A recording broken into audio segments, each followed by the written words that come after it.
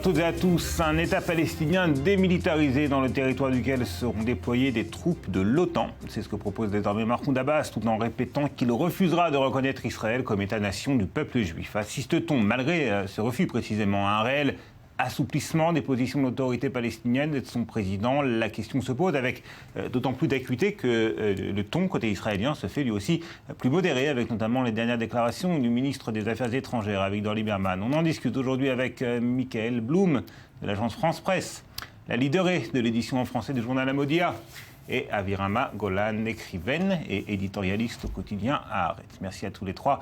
Alors, tournant ou pas dans les positions de l'autorité palestinienne concernant le processus de paix, on en parle tout de suite après les explications en images de Cyril Amar. Alors que John Kerry fignole les derniers contours de l'accord cadre qu'il soumettra prochainement aux Israéliens et aux Palestiniens, c'est dans les colonnes du New York Times que Mahmoud Abbas a révélé la semaine dernière la nature de ses propositions sécuritaires pour mettre fin au conflit. Sont-elles conciliables avec les positions israéliennes? Voyons plutôt. Les Palestiniens disposeront-ils d'une armée? Sur ce point, Israéliens et Palestiniens sont d'accord, le futur État palestinien sera démilitarisé. Le président de l'autorité palestinienne a déclaré que Ramallah se contenterait d'une force de police. À quel moment interviendra le retrait de l'armée israélienne?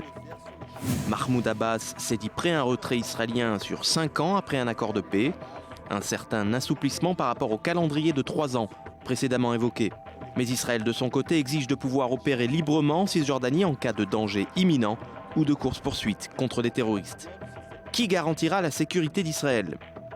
Pour assurer les Israéliens après leur retrait, le Raïs palestinien propose un déploiement de forces de l'OTAN à travers le territoire d'un futur État palestinien. Des troupes qui pourraient être déployées longtemps et partout selon les termes du chef de l'autorité palestinienne. Mais Israël rejette le déploiement d'une force internationale. Le Premier ministre israélien, Binyamin Netanyahou, exige qu'Israël puisse garder indéfiniment des troupes dans la vallée du Jourdain, à la frontière entre la Cisjordanie et la Jordanie.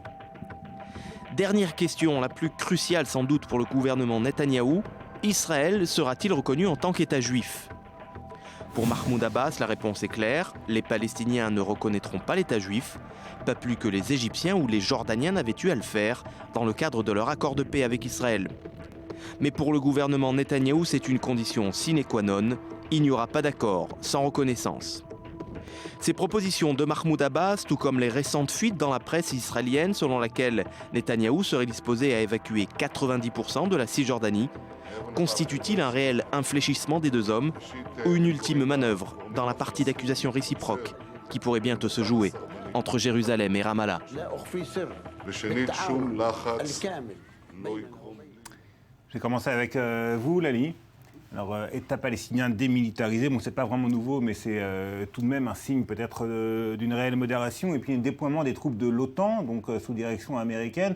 Voilà de quoi rassurer peut-être les Israéliens. Alors, est-ce que vraiment, contrairement à ce que beaucoup pensent en Israël, on a en Mahmoud Abbas un véritable partenaire sérieux et modéré?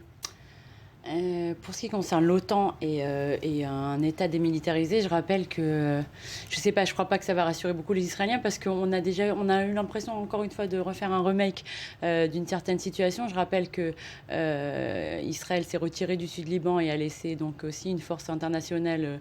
L'ONU, c'est très différent. C'est très différent, mais je ne pense pas que pour les Israéliens, je ne sais pas si les Israéliens font vraiment la différence entre ces deux organismes-là. Donc ça n'a pas très bien marché. Ça c'est le moins qu'on puisse dire, ça c'est pour un. Deux, les Palestiniens ont aujourd'hui une police, d'ores et déjà ont déjà une police depuis les accords d'Oslo. Je ne sais pas, de ce que je me rappelle de l'histoire de l'État depuis ces accords d'Oslo, il y a eu énormément d'attentats qui ont été perpétrés justement par des policiers palestiniens qui, grâce aux armes qu'ils ont reçues dans le cadre des accords d'Oslo, en ont profité pour... Il y en a aussi qui ont été déjoués, et dans les geôles de l'autorité palestinienne, vous trouverez de nombreux terroristes du Hamas. Exactement. Donc la question n'est pas de savoir est-ce qu'un État démilitarisé ou non peut rassurer les Israéliens, mais est-ce que Mahmoud Abbas est en fait la personne face à qui on peut vraiment signer un accord? Est-ce qu'on ne risque pas, après Mahmoud Abbas, de se retrouver avec justement un État islamiste? Michael. Bonne remarque. Il n'y a pas eu d'élection depuis un certain moment à l'autorité palestinienne. On ne sait pas quel sera le lendemain. Mahmoud Abbas n'est pas jeune. Il y a une exigence de démocratie chez les Palestiniens. Et la démocratie peut amener, comme on l'a vu dans les pays arabes voisins, un État islamiste qui annulerait tous les accords. Et là, la présence ou pas de policiers armés, peu ou prou, me paraît assez difficile à être accepté par un gouvernement israélien. Donc il faut voir à long terme, sur un accord à long terme avec les Palestiniens, ce que Abbas propose. Peut-être un leader aussi modéré, puisque semble-t-il, il l'est. Et puis d'ailleurs, dans cette interview au New York Times, il a réitéré son refus de la lutte armée. Alors peut-être que c'est l'occasion à saisir, parce qu'après, Mahmoud Abbas... Mahmoud Abbas, moi, ça me fait rire, parce qu'il est d'accord, alors il est contre la lutte armée, mais d'un autre côté, on apprend à chaque fois qu'il inaugure des rues qui encensent les activités terroristes, il encense des noms de terroristes qui ont perpétré des actes terroristes, qui ont assassiné, qui ont causé la mort de dizaines d'Israéliens. Donc c'est un peu le double langage, c'est un peu compliqué quand même, je trouve. Même si on prend... Je ne sais pas si on veut parler de double langage, mais vraisemblablement. Mais dans les faits, est-ce qu'on peut signer un accord avec Mahmoud Abbas, un accord qui tiendra sur longues années? On parle de 5 ans pour un retrait israélien. Dans 5 ans, Mahmoud Abbas sera-t-il encore au pouvoir? Amir Hamma, qu'est-ce que vous pensez de ce que Mahmoud Abbas a déclaré au New York Times? Est-ce que vous avez l'impression qu'on a là un véritable partenaire et que surtout Israël ne doit pas manquer cette occasion? La question pour moi, c'est est-ce que Israël est un vrai partenaire pour la paix ou pas? Plus modéré que Mahmoud Abbas, on n'aura pas. Si, on aura peut-être un leader palestinien qui acceptera de reconnaître Israël comme État juif, et ce n'est pas le cas de Mahmoud Abbas. Donc on peut imaginer plus modéré que lui quand même. C'est quoi cette demande de la reconnaissance palestinienne de l'État juif? C'est quoi? C'est un jeu. C'est pas vraiment important pour nous. La reconnaissance de quelqu'un de cet État comme l'État du peuple juif. C'est l'État du peuple juif. Et alors quoi? La reconnaissance, c'est pourquoi? On sait très bien... Pour renoncer au droit au retour, par exemple, au droit au retour des réfugiés. Tout ça, ce sont des conditions qui ne vont pas être signées à partir de maintenant, ni l'année prochaine, etc. C'est-à-dire l'accord de cadre qu'on va signer, si on peut signer, parce que les deux côtés jouent le même jeu. Les deux côtés sont très très faibles. Moi, j'arrive pas à croire que... je peux pas croire que Netanyahou est plus fort que Mahmoud Abbas. Vous êtes en train de dire qu'il n'y a ni un partenaire côté palestinien, ni côté israélien. Il y a des partenaires, mais ils sont trop faibles. Francs et capables de prendre des décisions. Tous les deux, ils sont très très faibles parce que Netanyahou n'a pas le support qu'il doit avoir de son côté politique, de son parti. Moi, exactement. J'ai interviewé très récemment le chef de la coalition Yariv Levin, qui m'a certifié que du point de vue justement, on parle de l'accord cadre, il a dit Israël, John Kerry va nous soumettre un accord cadre qui est mauvais de notre point de vue. On a 4 options. Il m'a expliqué qu'il y en avait 4 options. La première option, c'est de dire non. La deuxième option, c'est de dire oui. La troisième option, c'est de dire oui, mais. Et la quatrième option qu'il espère, c'est de dire non, mais, et de faire, encore une fois, gagner du temps, d'espérer de gagner du temps. Parce qu'au sein même du Likoud, Netanyahou n'a pas de majorité. Il est à côté, il aurait bien... Est-ce qu'on peut gagner encore du temps? C'est ça la question ici au Moyen-Orient, aujourd'hui, face au Kerry. Est-ce qu'Israël peut du tout jouer ce jeu qu'il joue pendant vraiment longtemps, trop longtemps, le jeu de gagner du temps. Et on n'a rien parlé de Jérusalem, vous vous rendez compte? On n'a pas dit le mot même, Jérusalem. Dans cette interview au New York Times, il y a plusieurs zones qui restent tout à fait floues et sur lesquelles Mahmoud Abbas ne s'exprime pas. Jérusalem, les réfugiés, le tracé définitif des frontières et les échanges de territoires. Mais tout de même, et je reviens à cette interview, Michael Blum, est-ce que... Encore une fois, je pose la même question que j'ai posée à Lali. Le déploiement de forces de l'OTAN, ça peut peut-être assurer, parce que l'OTAN, c'est les États-Unis, c'est pas l'ONU, ce ne sont pas les casques bleus qui dépendent des Nations Unies et qui sont donc quelque part, qui ont les mains liées. Là, on a l'Alliance occidentale, c'est tout à fait autre chose. Ça peut peut-être être une proposition de poids qu'il faut considérer avec sérieux. Je pense qu'on peut arriver à signer un accord cadre. Je ne suis pas entièrement d'accord avec Avi Rama. Je pense que et Netanyahou et Abbas sont capables de signer dans les mois qui suivent un accord cadre. Donc, il ne s'agit pas donc d'un règlement du conflit, il s'agit d'un premier accord qui met des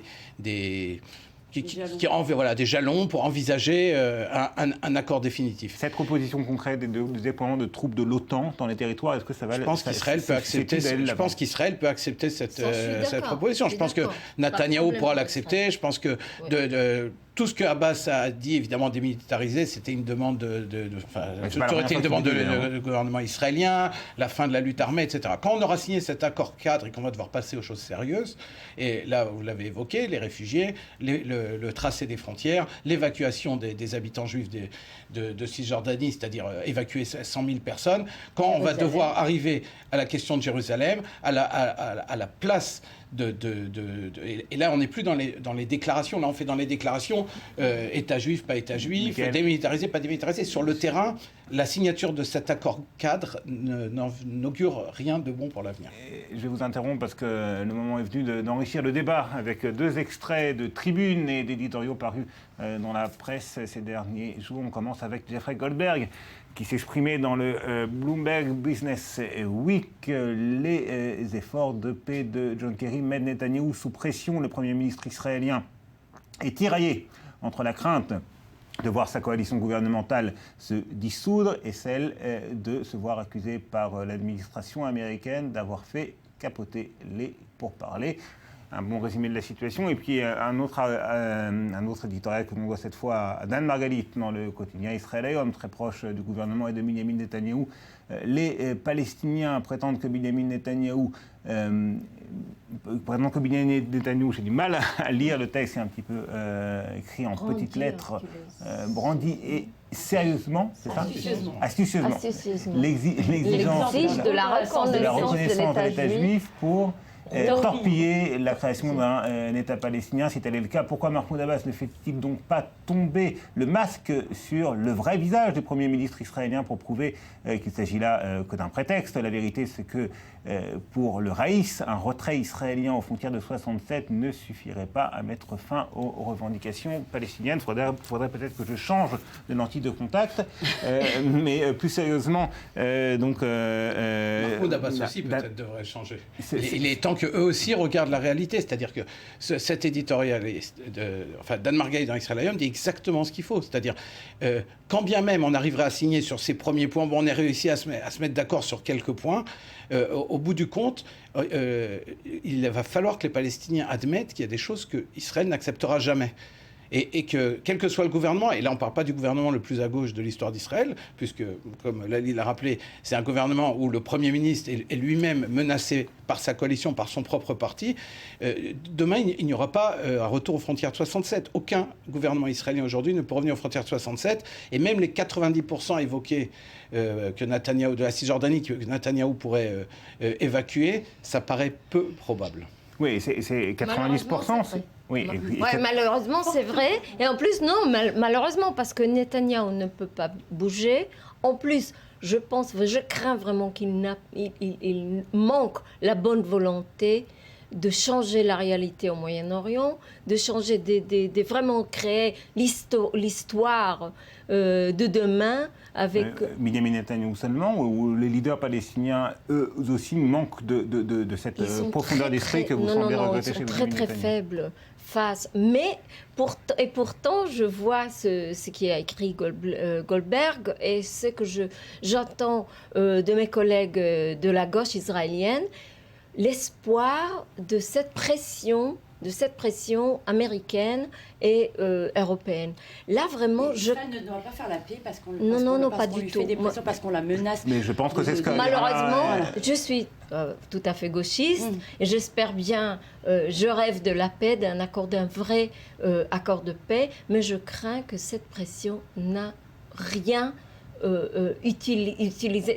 Au contraire, elle pousse les Israéliens dans un sentiment d'être tout seuls, d'être abandonnés de tous. Encore une fois, ce sont il y a certaines personnalités à gauche en Israël qui appellent de leur vœu à une pression internationale. Hein. Et de l'autre côté, Yitzhak Herzog, qui est le chef de l'opposition, a soutenu Benjamin Netanyahou dans son exigence de reconnaissance d'Israël comme État juif par les Palestiniens. Aujourd'hui, même l'opposition susceptible de rentrer dans une coalition dans le cas où une partie de la droite, et Bennett en l'occurrence, quitterait le gouvernement, il y a les exigences de la gauche israélienne sont aujourd'hui plus proches de Netanyahou qu'elles ne l'ont été dans les années précédentes. Et à nouveau, je vous rappelle que c'était l'idée de Tzipi Livni il y a quelques années, cette idée de la reconnaissance. C'est pas du tout l'idée de Netanyahou. Cette idée de la reconnaissance. Les Palestiniens, vous l'avez vu que Mahmoud Abbas refuse. Et c'est le plus modéré des leaders palestiniens. On n'aura pas plus modéré, disait Avira Magolan il y a quelques minutes. Ah oui.